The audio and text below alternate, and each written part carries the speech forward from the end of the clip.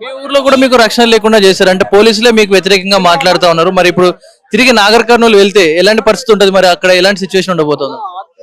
అక్కడ ఎలాంటి సిచ్యువేషన్ అయినా సరే మేము ఎదుర్కోవడానికి సిద్ధంగానే ఉన్నాం. ఎలాంటి మమ్మల్ని చంపినా సరే అక్కడ మేము మళ్ళీ అక్కడ కొనసాగిస్తున్నామంటే మమ్మల్ని మేమైతే చేస్తూనే ఉంటాం.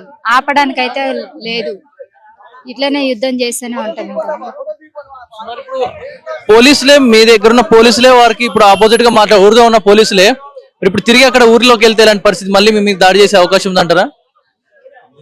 పక్కా ఇది మాత్రం చెప్పగలుగుతా. ఎందుకంటే ఇప్పుడు పోలీసు వాళ్ళంతా రెడ్డిల చెంచగాళ్ళు. ఇప్పుడు అక్కడ నా క్యాస్ట్ గురించి వస్తుంది కానీ నా పాప చనిపోయిన దాని గురించి రావట్లేదు.